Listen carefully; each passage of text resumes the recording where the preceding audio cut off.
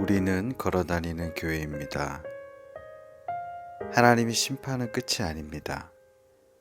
심판은 회복을 위한 하나님의 고육 지책입니다. 하나님이 심판을 원하시는 것은 아니죠. 인간의 부모도 어느 부모가 아이들에게 매를 드는 것을 기뻐하겠습니까? 그냥 할 수 없이 매를 들듯 하나님은 심판을 하실 때가 있는 것입니다. 하나님이 심판하시는 목적은 우리 성도들을 그리고 구약의 이스라엘을 하나님께로 돌이키기 위한 것입니다. 회복시키는 것이죠. 회복이란 원상복구하는 것입니다. 처음 상태로 다시 돌려놓는 것이죠. 따라서 우리는 회복되어야 하는 존재들입니다. 우리가 사는 세상이 더 좋아진다고 생각하는 것은 착각이고요. 성경은 처음이 좋았다라고 말합니다. 태초가 좋았던 것이죠. 태초에 하나님이 천지를 창조하시고 그 지으신 천지를 보시고는 보시기에 좋았더라 라고 말씀하셨습니다. 지금은 많이 파괴되고 많이 무너졌습니다. 그래서 우리는 늘 구원과 회복을 갈망하며 사는 존재들이 된 것입니다. 오늘 본문도 하나님은 이스라엘을 심판하시지만 그래도 그냥 죽기까지 심판하지는 않으실 것이다. 이렇게 약속한 것입니다. 회복시키시겠다는 말입니다. 예레미야서 31장 1절은 이렇게 시작하고 있습니다. 여호와의 말씀이니라. 그때에 내가 이스라엘 모든 종족의 하나님이 되고 그들은 내 백성이 되리라. 하나님이 이스라엘을 백성 삼으신다고 했습니다. 구원은 나를 주의 백성 삼으신 일이죠. 애굽 땅에서 노예로 버려진 것 같이 일하고 있는 그 사람들을 건져낸 것, 그것이 구원입니다.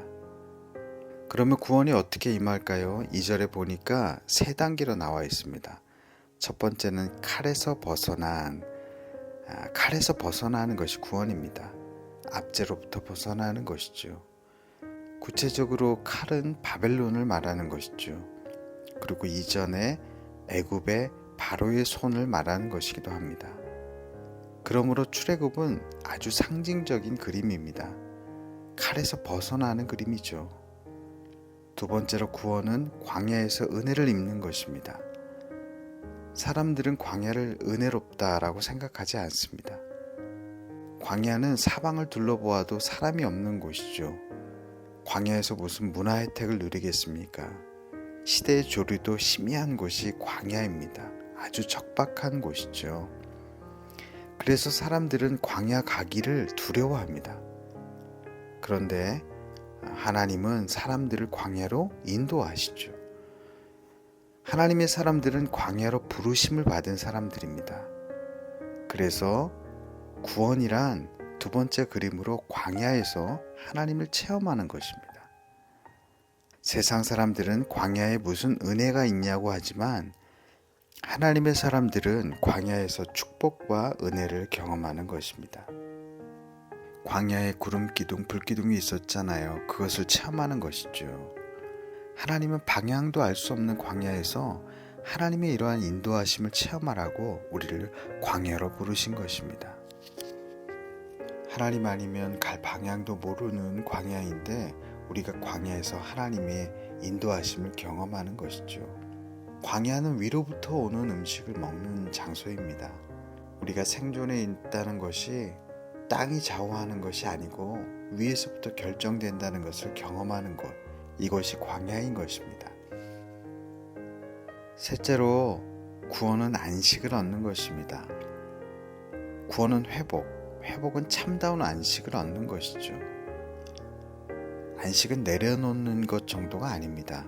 내려놓는다고 안식을 얻는 것이 아니기 때문이죠. 진정한 안식은 무엇으로 채워질 때, 그때 주어지는 것입니다. 무엇을 비우고 또 비우고 드러내고 우리가 텅 빈 곳으로 우리를 만들어도 그것이 구원을 얻는 것은 아니죠.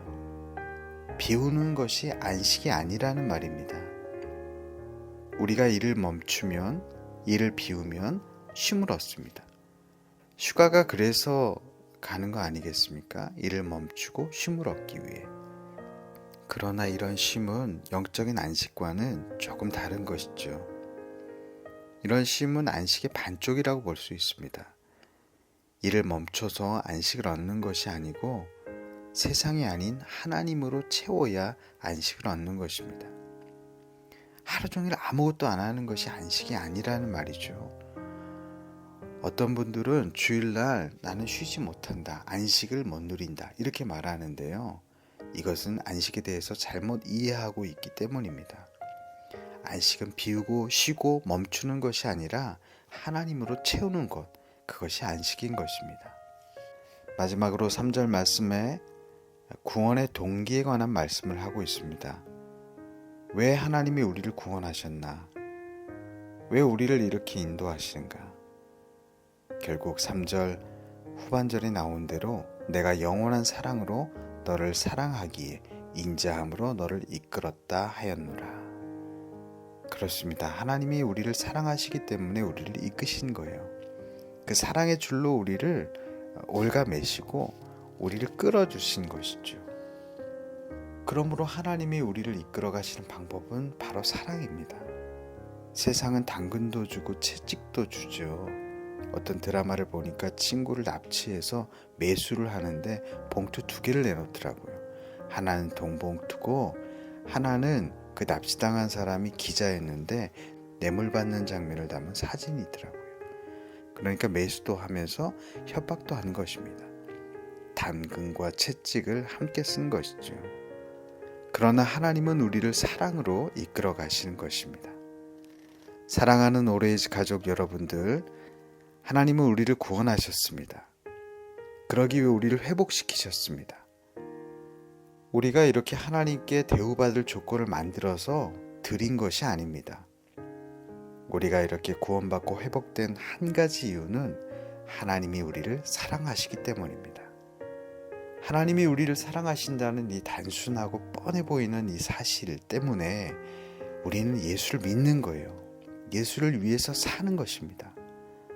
여러분, 주님이 우리를 사랑한다는 것이 우리에게 감격이 되어야 됩니다. 기쁨이 되어야 됩니다. 감사가 되어야 합니다. 하나님이 우리를 사랑하시는 것이 신앙의 전부이죠. 가장 중요한 것입니다. 부모가 자식을 사랑하는 것보다 더 중요한 것이 어디 있겠습니까? 어떤 일을 해도 부모가 자식을 사랑하기 때문에 하는 거예요. 어떨 땐 사랑스러운 말을 하고 지지하고 응원하고 어떨 땐 혼내기도 하죠. 근데 그게 다 사랑에 기초한 말과 행동이라는 것이에요. 하나님은 우리를 심판하시기도 하고 회복시키시기도 하는데 그것이 다 하나님이 우리를 향해 사랑하시는 그 사랑 때문이라는 것을 알아야 되는 것입니다. 하나님 사랑은 변함이 없습니다. 우리 모두가 변함없는 이 사랑을 의지하고 신뢰하는 오레이즈 가족들 되시기를 주님의 이름으로 축복합니다. 하나님, 우리는 우리가 한 일 때문에 하나님이 반응하시는 줄 알았는데 생각해보면 우리의 모든 것이 다 은혜였고 모든 것이 한량없는 하나님의 사랑 때문이었음을 고백합니다. 우리를 사랑하시는 그 하나님의 사랑의 끈으로 우리를 이끌고 가시는 하나님께 감사하며 조건 없고 한량없는 사랑을 부어주신 하나님을 찬송하는 우리 모두가 되게 은혜 베풀어 주시옵소서. 감사드리며 살아계신 예수 그리스도의 이름으로 기도드립니다. 아멘.